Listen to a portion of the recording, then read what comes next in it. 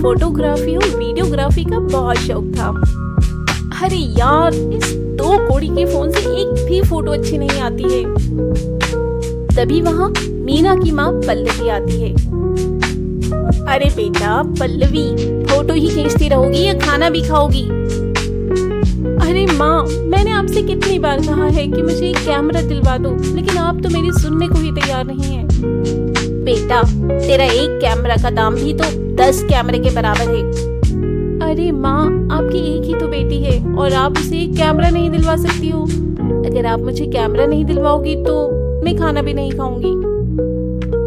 नाटक बंद कर, तेरी मनपसंद बिरयानी बनाई है मैंने। अच्छा, आज खा ले रही हूँ, लेकिन कल से नहीं खाऊंगी। हाँ, चल देखती हूँ कि तू अपनी बातों पर अमल करती है या नहीं। हाँ, देख ले। इसमें भी बहुत अच्छी चीज है। खोल ही लेती हूँ अब। इतने प्यार से जो लेकर आए हैं आप मेरे लिए। मीना गिफ्ट खोलती है तो देखती है कि उसमें कैमरा रखा हुआ है। ये देखकर मीना खुशी के मारे पागल हो जाती है। अजी, मैंने आपसे मना किया था ना कि इतना महंगा कैमरा अभी मत दिलाइए इसे। आप भी ना। अरे पल्लवी, तुम इतना टेंशन क्यों ले रही हो? अरे इसे फोटोग्राफी और वीडियोग्राफी का शौक है।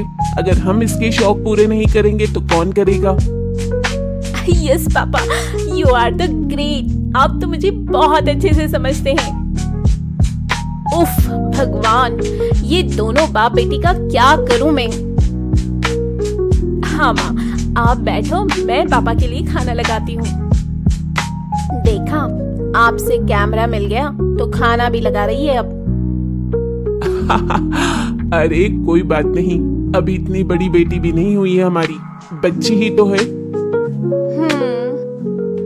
खैर, अब मीना को अपना पसंदीदा कैमरा मिल चुका था, इसलिए वो अब अच्छे अच्छे स्पॉट पर जाकर फोटोग्राफी करना शुरू कर देती है। कि तभी एक दिन जब मीना किसी खूबसूरत नदी के किनारे फोटोग्राफी कर रही थी, तभी उसके पास एक आदमी मुंह में राजेश के हाथ पैर तोड़ देती है और उसे मार डालती है। उसे मारने के बाद चुड़ैल वो कैमरा अपने हाथ में लेती है।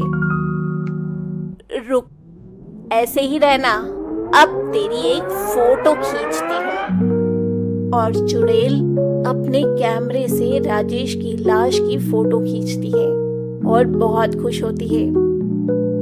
अगर मैं ना मरती ना तो बहुत अच्छी फोटोग्राफर बन जाती।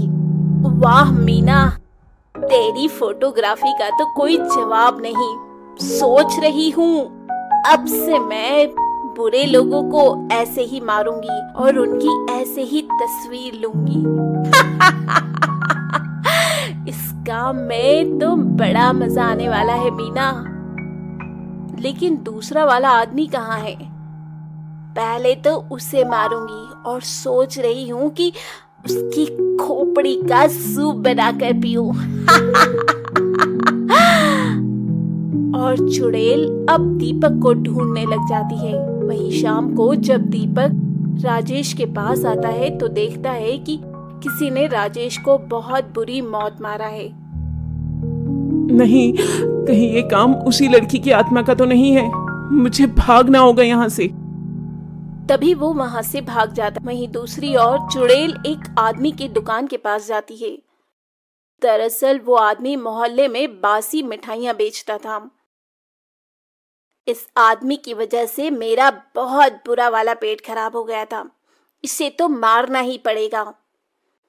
खैर, वो आदमी अपनी दुकान बंद करके घर के लिए निकलने लगता है कि थोड़ी दूर आगे बढ़ने पर एक सुनसान गली में उसे चुड़ैल मिल जाती है। चुड़ैल?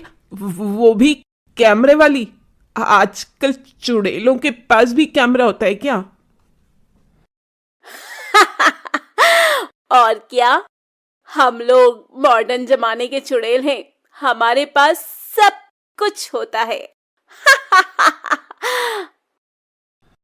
अच्छी बात है, अच्छी बात है, लेकिन तुम्हें मुझसे क्या काम है? सुना है तू बासी मिठाइयां बेचता है जिससे लोगों की तबीयत खराब हो जाती है। नहीं नहीं, ये किसने बोला? ये सब गलत है। मैं तो कॉलोनी में सबसे ताजी मिठाइयाँ बेचता हूँ। तभी चुड़ैल अपनी शक्ति से उस आदमी की दुकान की मिठाइयां अपने हाथों में प्रकट करती है। अच्छा, तो ये ले, अपनी सारी मिठाई खा ले। अब वो आज मेरा पेट खराब है। मुझे पता था कि तू यही बोलेगा, लेकिन मैं तो तुझे ये मिठाई खिलाऊंगी। नहीं नहीं।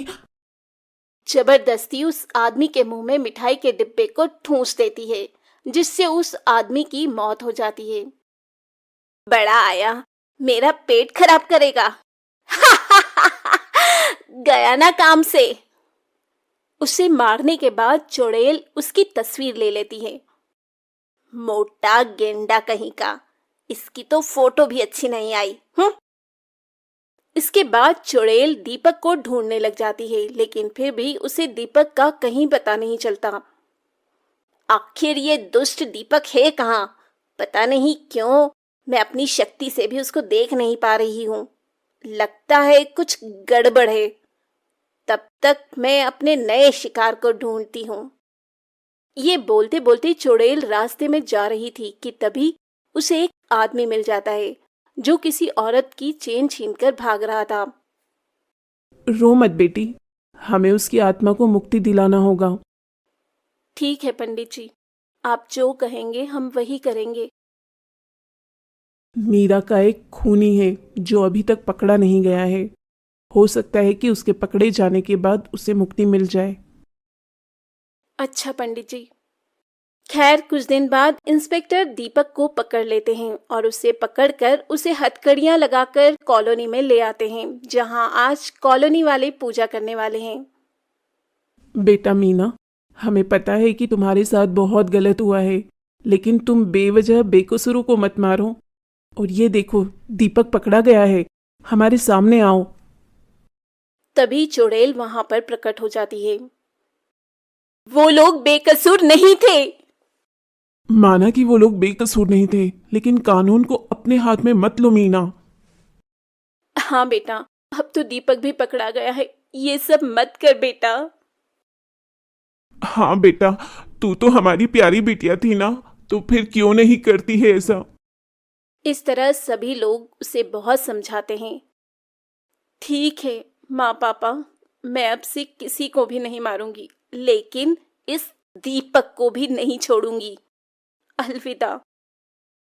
इतना कहने के बाद चुड़ैल दीपक को अपने साथ हवा में उड़ाकर ले जाती है और जाते जाते ऊपर से कॉलोनी वालों की फोटो भी खींच लेती है।